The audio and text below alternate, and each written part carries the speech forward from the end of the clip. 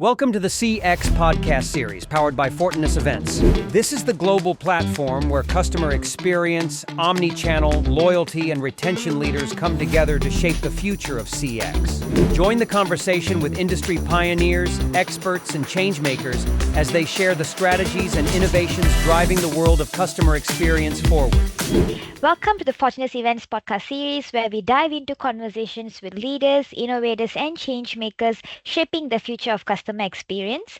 In each episode, we uncover how transformative strategies, digital innovations, and emerging trends are redefining the way businesses connect with their customers. Our mission is to share practical insights and forward-looking perspectives to help professionals navigate the evolving CX landscape. In today's episode, we will explore on how PLUS Malaysia's approach on CX metrics with Mohamed Hafidz Mohamed Ismail, Head of Strategic Communications and Customer Experience at PLUS Malaysia. Today, I'm joined by Hafidz, who spearheads strategic communications and digital outreach while enhancing customer experience at PLUS Malaysia. In this episode, we'll also explore how PLUS leverages customer insights to shape strategy, strengthen stakeholder trust, and deliver meaningful experience for customers. Hafidz, it's such a pleasure to have you here. Welcome to the podcast. Thank you, Mitra. It's a privilege to be here. Thank you for having me. All right. Now, let's begin with the first question. Many organizations still lean on NPS as the main CX indicator. How does PLUS define the key metrics that truly reflect customer experience success and why? Okay, thank you, Mitra, for the question. So at PLUS, what we do is that we first benchmark it versus our mission statement in terms of connecting communities to shape a safe and sustainable future. So when we look at that, that means we look at every aspect of the journey. So the first thing we do is we map the customer journey. And when we look at the customer journey, we realize that the NPS alone is not going to cut it. And as controversial as it may sound, maybe NPS is not even the right metric. So then what we did was we looked at it from an input, output, outcome, impact. So ultimately, what's the impact we want to create? So we looked at it, and that's in terms of people having great customer satisfaction from the facilities, services, and the experience of driving on our highways. And then we started backtracking and look at across the different elements of the customer journey, what are the key outcomes necessary to deliver that satisfaction? Amazing. Thank you so much for sharing that with us. Next question would be turning feedback into action. Feedback is valuable only if it drives change. How does your team at PLUS analyze customer feedback, both structured and unstructured, to generate actionable insights for service improvements? Okay, so when it comes to managing customer feedback, and in our case, being a government-linked company or a GLC, stakeholder feedback, we look at it through sort of like three lenses: people, procedures, and of course, platforms. So the first thing we did was we recognized there's a need to have dedicated team just to look at customer feedback that comes through traditional channels, email, phone calls, and so on and so forth. So we have an entire team that's just looking at that. They have their own procedures, and obviously they operate within the common platforms that our customers reach out to us. Then separately, with the advent of social media, we then have a separate digital analytics team that look at things that's coming out on social media, sentiment analysis, all those. So that team also has its own set of procedures. They also use their own set of platforms. Then when we merge and overlay, we try to understand and establish a link to the end game, which is customer satisfaction. So how do all these form the leading indicators, since customer satisfaction tends to be a lagging indicator? So that's how we try to manage and structure it and try to make sense of it. Wow, but that's such a great planning, such a strategy, right? That's great. Thank you. you so much for sharing with us. Now, moving on to the next question.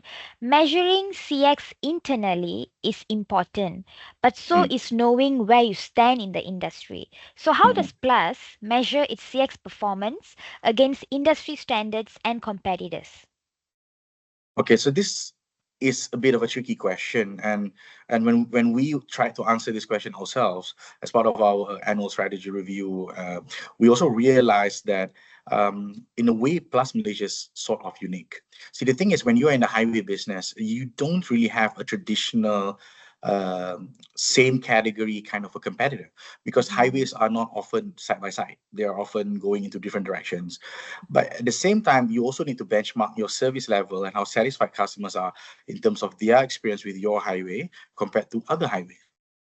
So what we end up doing was both. So first, from an infrastructure, highway infrastructure standpoint, as part of our customer satisfaction survey, we also then survey what people think about other highways.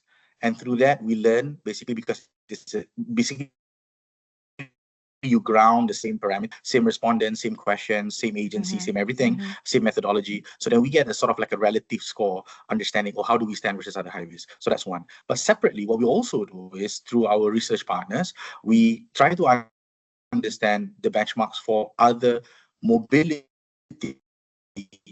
kind of brands. So for example, if you think about someone living in KL and wanting to go to Penang, there are at least 3 modes of transportation that they can choose. They can go by car via PLUS Highway, or they can fly, or they can take the train. So what we try to do is try to understand those other service providers and the brands that participate in those industries and those sectors, what's their customer satisfaction like? And from there, what can we learn? How can we improve? So that's how we do benchmarking domestically within Malaysia.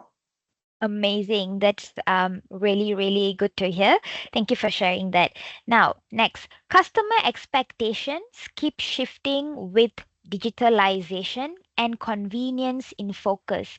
So, how does PLUS adapt with different approaches to keep pace? Okay, so when we first started on the digital transformation bit, like most companies, I guess to a certain extent, you can argue, almost all companies, that you start off with something very simple, that, hey, let's have a website, let's have a social media page. And then when mobile was huge, hey, let's start having our own mobile app. Then we realized that the problem was looking at all these platforms in isolation. So I think the first thing that we did was we wanted to have a unified approach to understanding what happens with our customers when they come to seek information, when they want to plan their journeys, when they want to quickly find out how to get help, for example, on the highway. So over time, and thanks to COVID, largely, we've kind of made it a mobile first kind of a strategy. So the PLUS mobile app, for example, is the beacon for us. So in there, you pretty much have everything, including a live CCTV feed of the highway at various points, so that you can plan your journey. So what we do with the data generated from listening on social media, tracking the digital platforms, analytics dashboards, is then trying to make sense that, okay, these are things that are where the pain points are. What can we do? Then we cascade these learnings to the rest of the organization, particularly our operations team, who are responsible in delivering a lot of the good experience out there to our customers. Wonderful, amazing. Thank you for sharing that with us. Now, on to our final question. Now, looking ahead, CX metrics will continue to evolve. What do you see as the next frontier for organizations like PLUS? I think this is an interesting question, because when we start looking into moving forward, what more can we do? And the answer to that question is there's a whole lot more that we can do.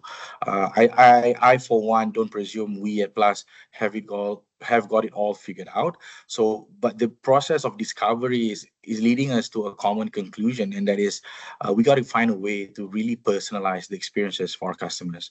And to be able to do that means we got to be able to find a way to really listen to the different segments, the different customer journeys that's out there, really understand those journeys, what matters most to them, what are the areas that we're currently doing quite well, but more importantly, what are the areas that we can significantly improve in. And then I think being able to then come in with the right offerings of products and services to really meet their need at the right moment for the right occasion, and obviously for the right customer group. So that's something that we're working on.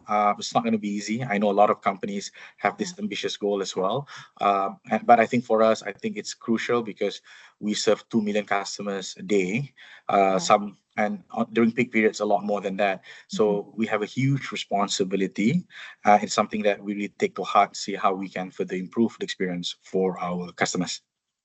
Great. And we wish all the best. And thank you so much Thank you, for Mitra. sharing that with us. Yeah. So Thank Hafiz, you, Mitra. We're yes, gonna need it. Hafiz, this has been such an insightful conversation. We Thank are you. very excited to have you as a speaker at the CX Global Summit Malaysia 2025, happening this 14th October in Kuala Lumpur. Thank you so much for joining us today and sharing your perspective. And thank you to our listeners for tuning in to the Fortinet Events Global podcast series. If you enjoyed this episode, don't forget to subscribe and stay tuned for more conversations with leaders shaping the future of customer experience. See you at the summit. Bye bye.